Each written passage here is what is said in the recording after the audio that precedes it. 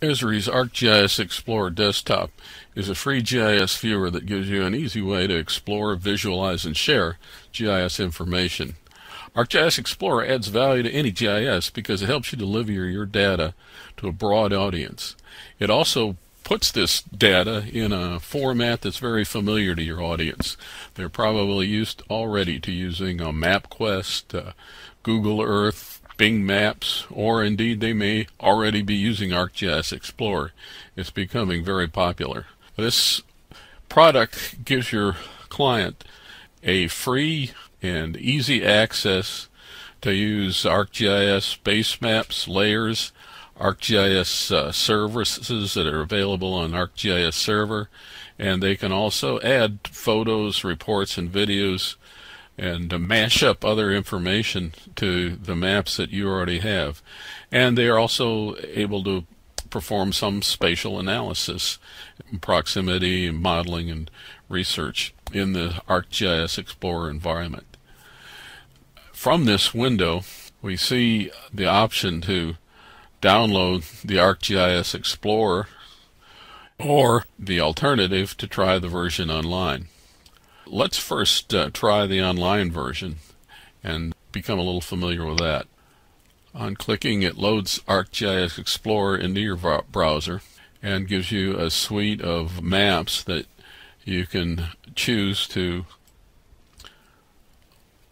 use. I'm going to select recent imagery from Japan and left click on that. You'll notice that Japan appears in my browser. Down here in the left hand corner, again, we see a navigational tool, very similar to what anybody familiar with Google Earth would experience, or big maps for that matter. We can use that tool to zoom in closer to our imagery, and notice as we zoom in, our map is automatically cached for us. Images are regenerated to higher resolution as we go in closer to what we're observing. And we'll zoom in here quite tightly to see just how detailed the imagery in this map gallery might be for us.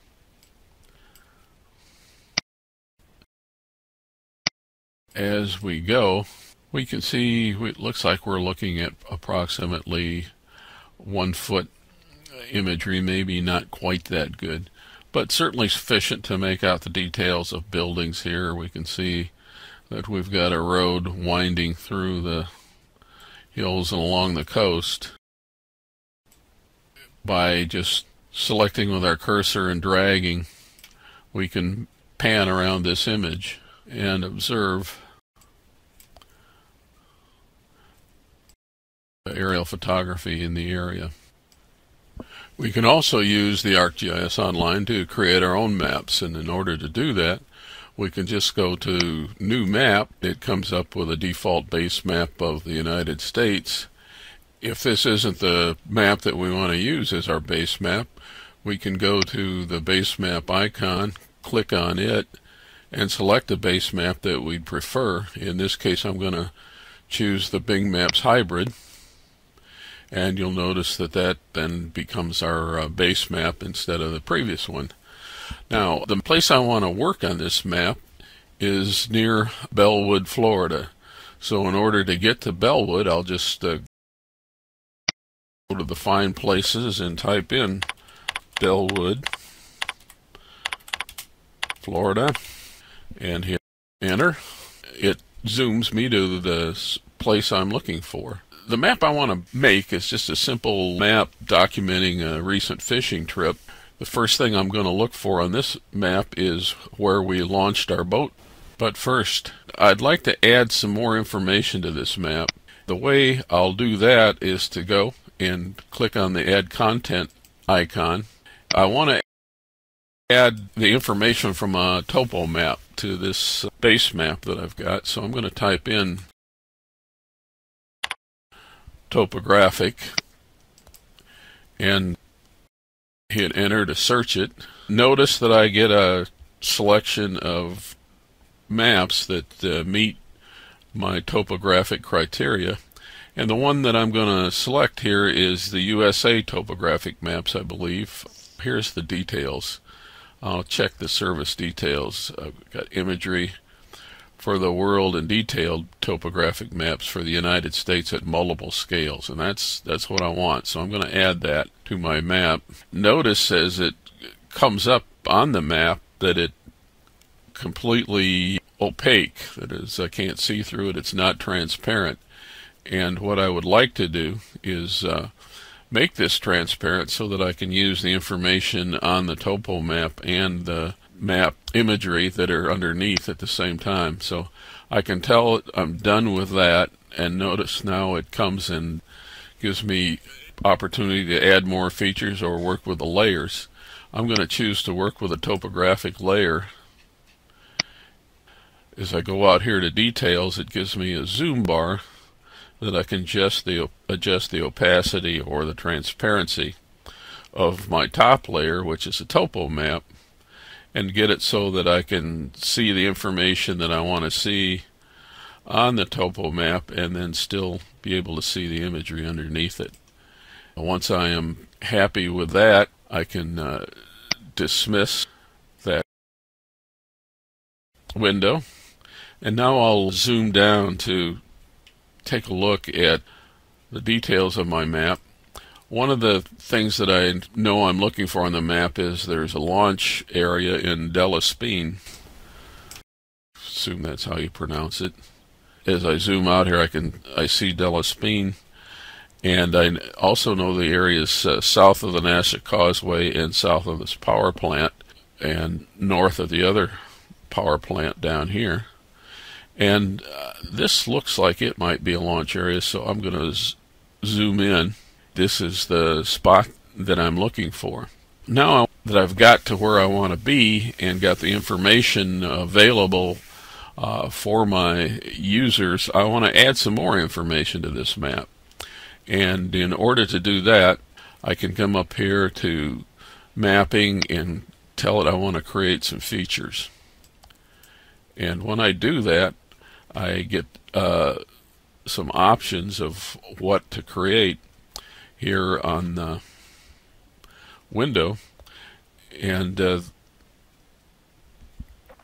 one of the things, first thing I'll put into this map is just a push pin.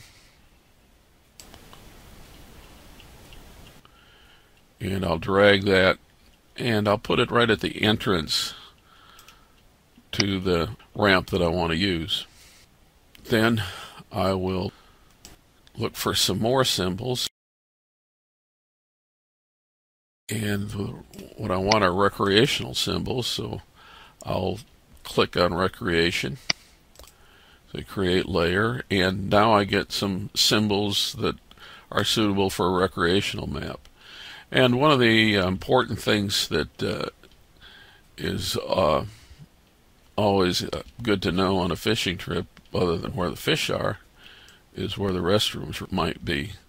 So I know that up here in the corner of this launch area there are a couple of porta potties, so I will put my symbol for restrooms up there just as an informational convenience to whoever might want to be using my map. Now I've got the area identified that I want to launch from. I can also come down. I'm going to put a text here, and I'll just click with my map to create text right here on my map, and then in that box I'll put launch here, and then I'll give my user some instructions. I'll say, and proceed east along power line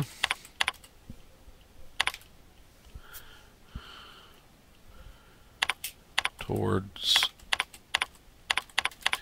eastern shore.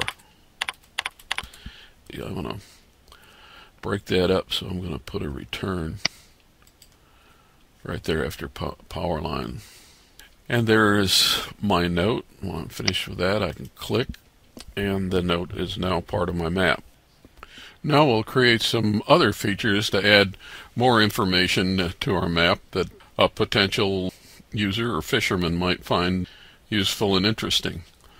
I'm going to construct a line beginning here where I launched. And I'll left click. And I want to get over to the other side. In order to do that, I can't just drag, because if I click the mouse, I'll put a point in the line. But if I come down here to my navigation window, I can tell it to move me to the east, and also let's move me out. I want to follow the power line over to the eastern shore.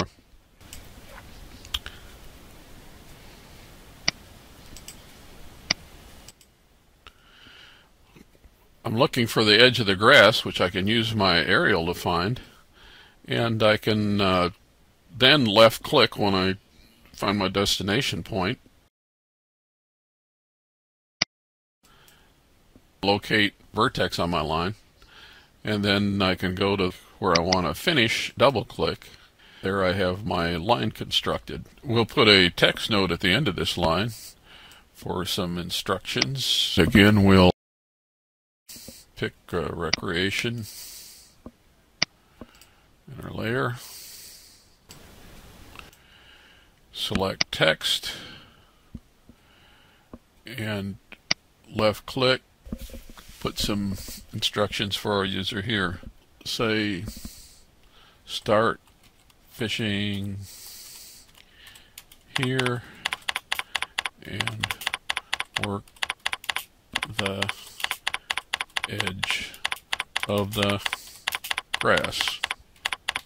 And again, let's break this up so it's not as long. We have our note there. We'll click, and that establishes that. And then one other little item we'll put in here. We'll find a symbol.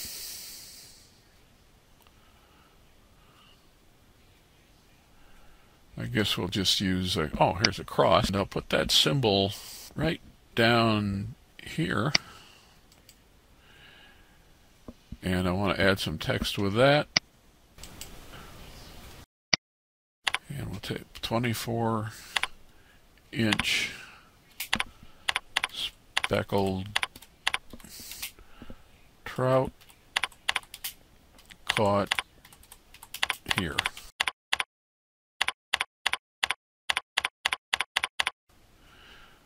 We can then dismiss our layer creation. We've added all our features to the map.